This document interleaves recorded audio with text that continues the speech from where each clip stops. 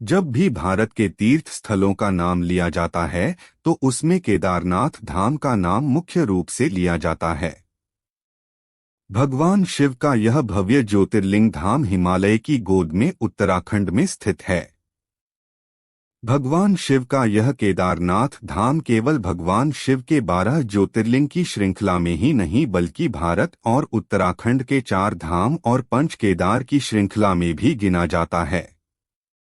कहा जाता है कि केदारनाथ मंदिर का इतिहास पांडवों से जुड़ा हुआ है, जिसका निर्माण पांडव वंश के जन्मेजय ने करवाया था, लेकिन कुछ मान्यताएं ऐसी भी हैं कि भगवान शिव के इस भव्य धाम की स्थापना आदिगुरु शंकराचार्य के द्वारा की गई थी। केदारनाथ मंदिर पौराणिक सनातन सभ्यता और संस्कृति का प्रतीक है और स्थल हिंदू धर्म में बहुत ही महत्व रखता है। केदारनाथ मंदिर से हिंदुओं की आस्था जुड़ी हुई है। केदारनाथ मंदिर हिंदू धर्म में प्रचलित है तथा यह मंदिर भारत के राज्य उत्तराखंड के रुद्रप्रयाग जिले में स्थित है। केदारनाथ मंदिर हिमालय पर्वत की गोद में स्थित 12 ज्योतिर्लिंग में शामिल है। इस मंदिर का निर्माण कत्यूरी शैली से किया गया है और इसके निर्माता पांडव वंश जन्मेजय है। केदारनाथ मंदिर का निर्माण द्वापर युग में हुआ था। इस मंदिर में स्थित स्वयंभू शिवलिंग बहुत ही प्रचलित एवं प्राचीन है।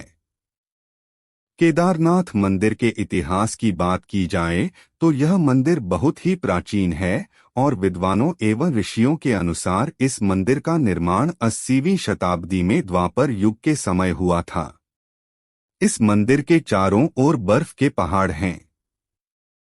केदारनाथ मंदिर मुख्य रूप से 5 नदियों के संगम का मुख्य धाम माना जाता है और यह नदियां मंदाकिनी, मधुगंगा, शीरगंगा, सरस्वती और स्वर्णगौरी है।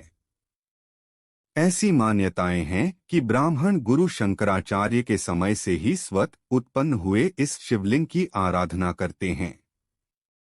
मंदिर के मुख्य भाग में मंडप तथा गर्भगृह के चारों ओर प्रदक्षिणा पथ बना हुआ है।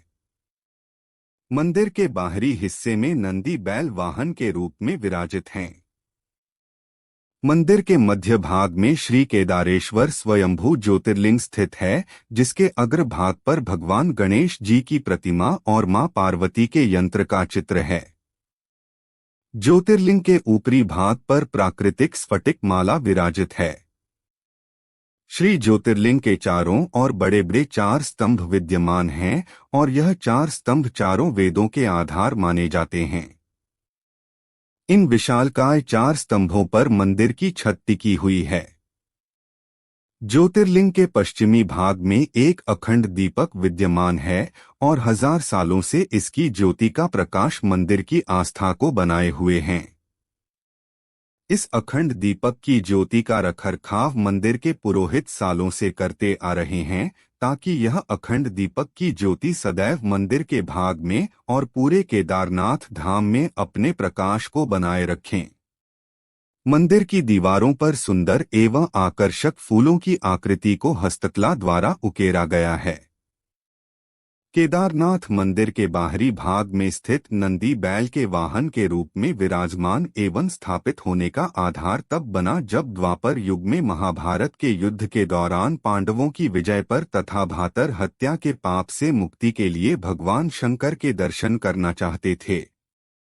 इसके फलस्वरूप वह भगवान शंकर के पास जाना चाहते और उनका आशीर्वाद पाना चाहते थे, परंतु भगवान शंकर उनसे नाराज थे। पांडव भगवान शंकर के दर्शन के लिए काशी पहुंचे, परंतु भगवान शंकर ने उन्हें वहां दर्शन नहीं दिए। इसके पश्चात पांडवों ने हिमालय जाने का फैसला किया और हिमालय तक पहुंच गए, परंतु भगवान शंकर पांडवों को दर्शन नहीं देना चाहते थे, इसलिए भगवान शंकर वहां से भी अंतर्ध्यान हो गए और केदार में वास किया। पांडव भी भगवान शंकर का आशीर्वाद पाने के लिए एकजुटता से और लगन से भगवान शंकर को ढूंढते ढूंढते केदार पहुंच गए। भगवान शंकर ने केदार पहुंचकर बैल का रूप धारण कर लिया था।